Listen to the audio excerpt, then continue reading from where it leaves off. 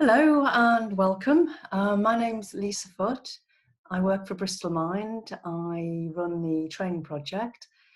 And I've been commissioning short supportive videos to support our wellbeing and our mental health during the coronavirus outbreak. I know there's lots and lots of really helpful information on the internet, but I think it's also nice to hear this information from a friendly face and voice. So we'll be posting new videos on our YouTube channel each week, and I hope you find them helpful. So this short video is about supporting your own well-being whilst working from home during the coronavirus outbreak. So it's likely that we'll be working from home for longer periods of time to keep us all safe during the coronavirus outbreak. It's also important that we recognise how it may affect our well-being and our mental health, and ensure that we're taking care of ourselves and our colleagues. You might find this situation difficult to get used to and get your head around. That's completely normal. So I've put a few tips together for you to consider on how to keep your spirits up and continue to do good work. I've broken it into two areas. The first short section is on getting ready, and the second section is on working well. I've taken this information from National Mind and Wikipedia, and a few thoughts of my own thrown in for good measure. Okay, so the first area is getting ready. So in terms of getting ready for working from home, one of the tips is to try and wake up in the morning and go through a routine as if you were going into the office or wherever you work. So that could be, shower, put on the kind of clothes you would if you were going into work.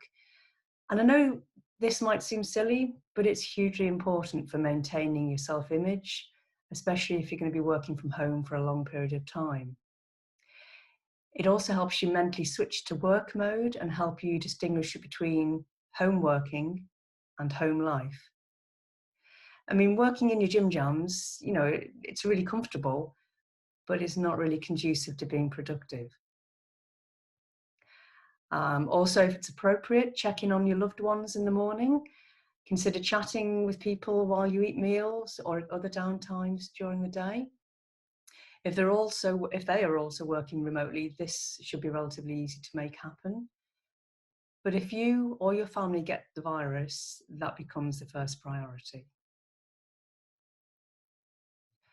Also, try doing something pleasant to boost your mood before you start. Keeping your spirits up, it's not easy during a global outbreak, so make time for things that help you feel good. Give yourself permission to enjoy it. It's good for you. So for example, if you can, go outdoors. Try taking a short walk, going on a bike ride, running, cleaning your garden, your backyard, walking a pet, doing anything or something to enjoy the fresh air. If you're self-isolating, open a window and feel the wind, the sun or the rain on your face, and take a few deep breaths. Or turn on some good music. Try singing along to a good song. Music and singing can boost spirits, especially during quarantine and social distancing. Or maybe even do a Joe Wicks short workout that you can find on YouTube. If you tend to lose track of time, maybe set an alarm on your watch or your phone. Then enjoy yourself, have fun until your alarm goes off. One tip I'd say it's important as well is setting ground rules with family members or housemates. Interruptions can make it harder to focus. So let the people with you know what you need. Be clear and try writing it down if needed. Some examples of things you could possibly say are, if I'm sitting at my desk, I'm working and I need to be alone. You can ask Mummy, Daddy, Jane, Peter, whoever for help if you need something while I'm working. Or if my door is closed all the way, it means I'm working. Please don't interrupt me unless it's something very important. Alternatively, you could say, I will work from 9 a.m. till 4 p.m. and I will take half-hour breaks at 11 o'clock, 1 o'clock and 3 o'clock. I know that it's hard for you to remember because of your ADHD, so I taped a note to my door that explains it all, and you can check it anytime. Just a few ideas, but it's really important to set clear boundaries, to say and show that you're working. Also, choosing a good workspace, a suitable and safe environment where you can focus on work. Try and find a place that's quiet, clean, comfortable, and out of the way, and experiment until it works for you. But I do appreciate that not everyone has this kind of space to utilize for work, and it can be a challenge. But as much as you are able, set a space up in which you can work comfortably, especially if you're going to be sat down for long periods of time. Put things that you need within reach, so chargers, pencils, pens, tools, water bottle, healthy snacks, etc. This is so you can set up, you're ready and you're set up with everything you need for a normal working day. This is also because you mean business and you're just about to start work. And the second section is working well. Once you're set up, how to work well. What I would like to say is, do your best to try and stay productive whilst keeping realistic expectations. You probably won't be as productive as usual unless you're used to working from home all the time. Even if you only do half the work of a typical day, it's still much better than doing nothing. Remember, you're helping reduce the toll from the coronavirus by working from home. And you're also caring for yourself and maybe your family by providing income. Another tip is, if you can, silence your phone. It's easy for phones to distract you. I mean, I'll put my hand on my heart. I do this a lot, especially in an environment that doesn't feel much like your typical workspace. So try and get rid of distracting notifications and save your phone usage for break times. Put the phone apps on silent or physically move the phone out of arm's reach if you're not using it for your work at that moment. Also, make a to-do list to help you define your goals for the day. Think about what you believe you can handle and plan it. This helps you manage your time and keep realistic expectations. You can also budget your time for the day if you like breaking things down further. For example, breaking things into short packages. One quite popular way is to break it into 25-5. So that's working for 25 minutes and then having a 5 minutes break and so on. This maximizes the concentration time that we have and then gives us a cognitive rest and a change of scene.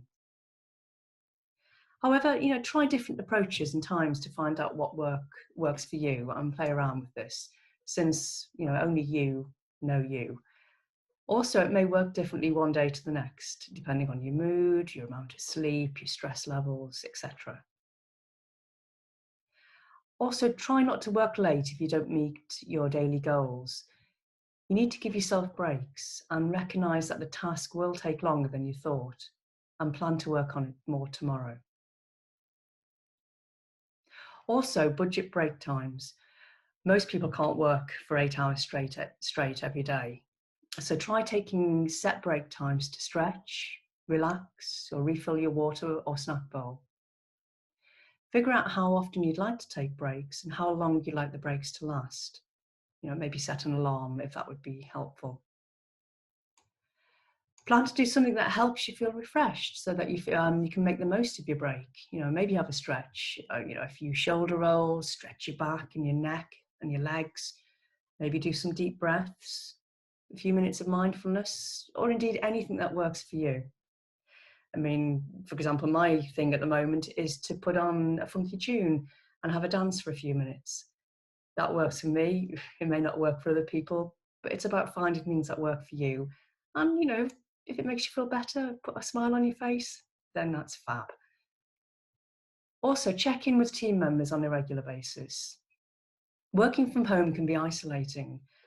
So try and ensure that you and your team members have regular virtual check-ins, and schedule these in advance, either at the beginning of the day or at the beginning of the week, and have them set up in your diary so you know what's going to happen. And also take advantage of technology. There's a lot out there at the moment. You've got Zoom, Microsoft Teams, etc., but use whatever works for you and the organization you work for. And try and use a range of technologies so that you're not always typing or looking at a screen. Switch things up a bit with a telephone or a video call so that you can see someone face to face. It's really important that we see people's faces or hear people's voices in terms of human connection that we all need to varying degrees. Going back into prehistory and how we developed as humans, we developed and needed to connect, and the same is totally true today. We are essentially social animals who need human connection. So try and do this a few times a day with other people, over a phone, over video conferencing, or whatever. But please factor this into your day. It's really important. Or if at the end of the day you've not been able to connect, plan a catch-up with a colleague, a friend, or a family member. It's good for your well-being, your mental health, and your physical health. Also, this is a really uncertain and worrying time for many of us, and some people may need additional support. And something I'd like to draw your attention to is it's on the National Mind website, www.mind.org.uk, and it's a Wellness Action Plan, a WAP, Wellness Action Plan. And this is really helpful for yourself to work through and maybe even share with your manager if you need some additional support at the moment. And one thing I'd like to say is be patient and keep trying. Things are probably going to go wrong. This is all very new to many of us.